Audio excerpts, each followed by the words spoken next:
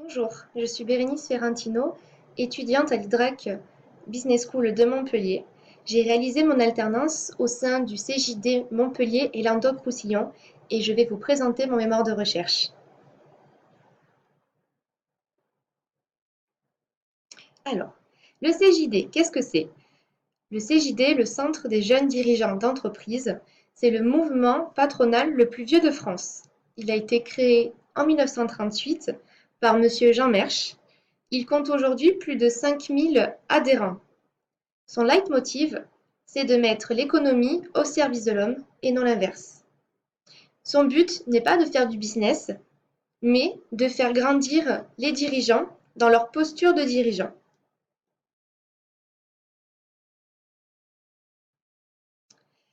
Nous avons réalisé le diagnostic stratégique du CJD. Nous avons utilisé différentes matrices comme le PESTEL, le SWOT, les 5 forces de porteurs, le mapping concurrentiel. Et c'est sur ce dernier que nous souhaitons revenir pour pouvoir rendre visuelle la place qu'occupe le CJD par rapport à ses concurrents. Donc, nous avons deux axes, le nombre d'adhérents et le prix de la cotisation annuelle. En France, nous avons à peu près plus de 10 000 mouvements patronaux, chacun différent avec ses particularités, ses spécificités. Et là, donc, nous avons décidé d'en sélectionner quelques-uns pour pouvoir les comparer au CJD. Donc, ce que nous pouvons voir sur ce graphique, c'est que le CJD n'est pas leader de son marché, en termes en tout cas de nombre d'adhérents. Il se trouve par contre dans la moyenne au niveau des prix des cotisations.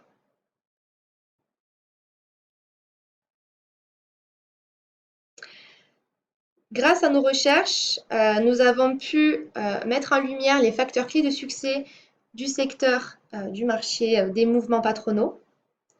Donc, le premier facteur pour pouvoir prétendre à être périn sur ce marché-là, c'est déjà de créer une association, une organisation qui rassemble exclusivement des dirigeants avec certaines spécificités.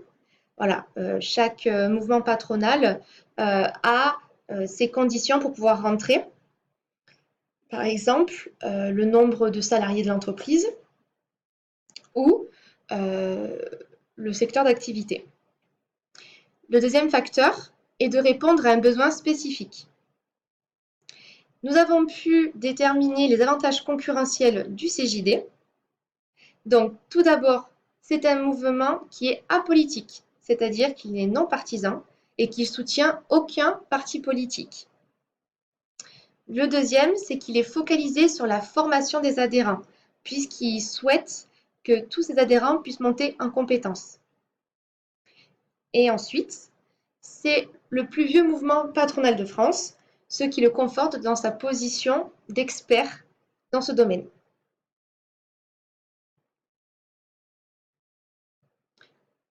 Alors, pourquoi le thème « La femme chef d'entreprise est-elle différente de l'homme chef d'entreprise ?»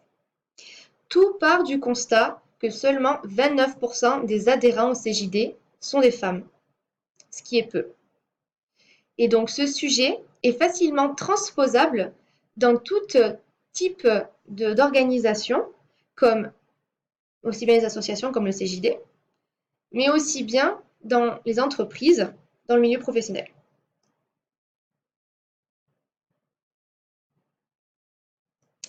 Nous avons décidé de scinder en deux la revue littérature. Nous avons donc en première partie les différences entre la femme et l'homme entrepreneur. Car avant d'être des entrepreneurs, ils sont avant tout hommes et femmes. Nous avons pu donc remarquer une différence en termes numériques. En effet, la femme est moins représentée que l'homme dans les postes à haute responsabilité en entreprise. Et cela est dû à différents aspects. Le premier, dans certains secteurs, lorsqu'il y a des offres de poste, parfois aucune candidate ne postule à ce poste. Car souvent, ce sont des postes qui sont dans les secteurs dits encore masculins, trop masculins, comme par exemple le bâtiment. Et donc, ce constat-là, en fait, s'explique par le fait que les étudiantes, lors de leur orientation, choisissent des voies souvent plus sociales et moins dans la technicité.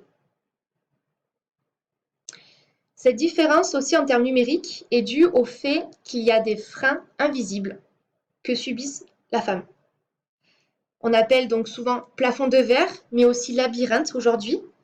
Selon le Harvard Business Review, ce n'est pas le plafond de verre qui empêche la femme d'arriver dans les comités de direction, c'est l'accumulation des obstacles qui se dressent sur leur chemin, comme par exemple la vie de famille, la maternité, qui l'oblige à s'arrêter dans son parcours professionnel, ou alors à revoir parfois ses ambitions à la baisse pour pouvoir mieux s'occuper de sa famille.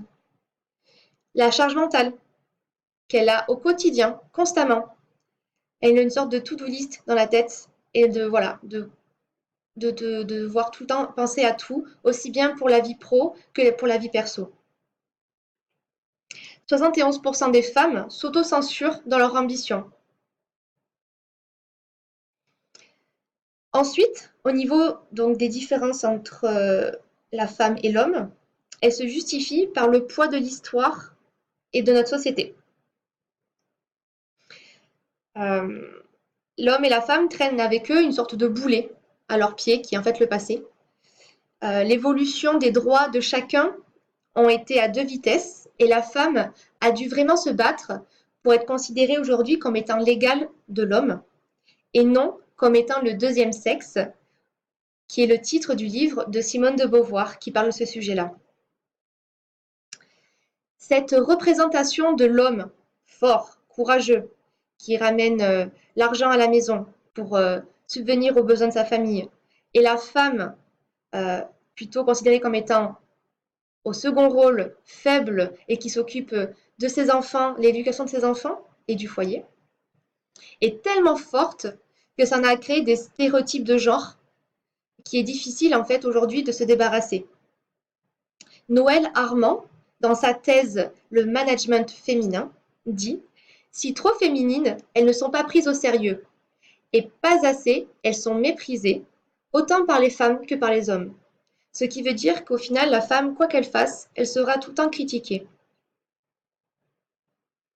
Ensuite, dans ce même registre, Fabienne Brugère, ici, donc dans son livre On ne naît pas femme, on le devient,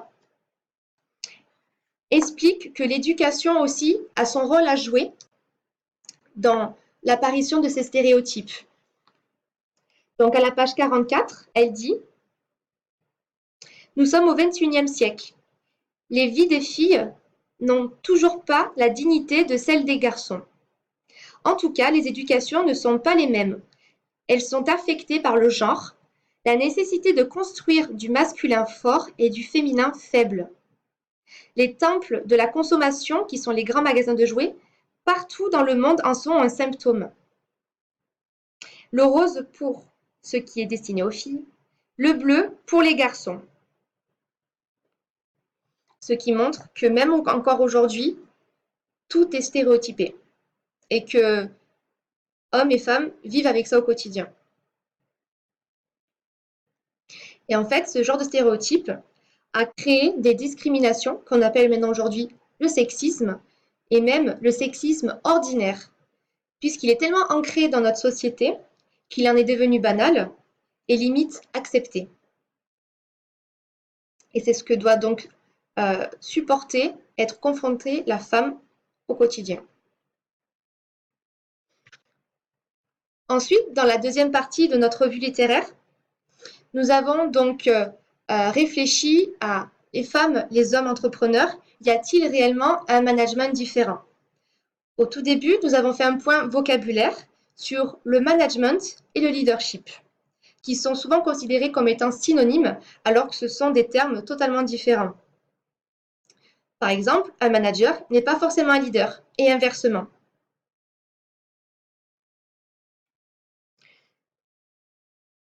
Pour qu'une entreprise puisse être pérenne, il faut que son dirigeant sache manager ses équipes, mais aussi accompagner tous ses collaborateurs vers l'atteinte des objectifs. Il faut qu'il soit inspirant. Il faut que les collaborateurs se sentent en confiance avec lui pour les amener au plus haut. Pour certains, le leader n'est pas inné. Être leader, ce n'est pas inné, ce n'est pas quelque chose qui est en soi quand on est. Alors pour Dave Ulrich, qui est considéré comme étant l'une des personnalités les plus influentes du milieu des ressources humaines, dit que 20% des personnes naissent en étant leaders, naturellement. 20% n'ont pas les compétences pour l'être et 60% sont en capacité de devenir de bons leaders. Et tout ça grâce à la formation et au coaching.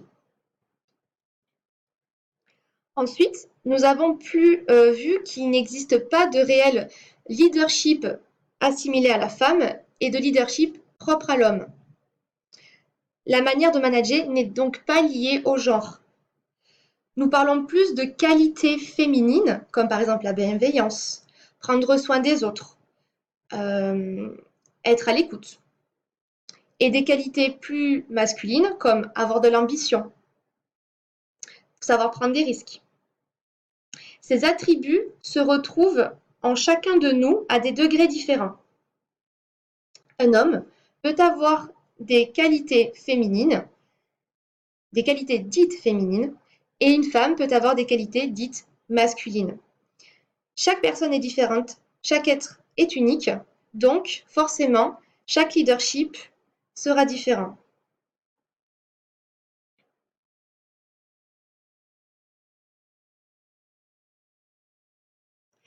La constitution de cette revue littéraire a permis de nous aider à mettre en lumière cette problématique. En quoi la mixité permet-elle plus de performance pour une organisation? Est-ce qu'il existe un management unique à utiliser en entreprise? Vers quel type de management l'entreprise de demain se dirige-t-elle? Est-ce qu'on peut réellement mesurer cette mixité en termes de performance en entreprise? Et donc, McKinsey disait, la mixité est un levier de performance.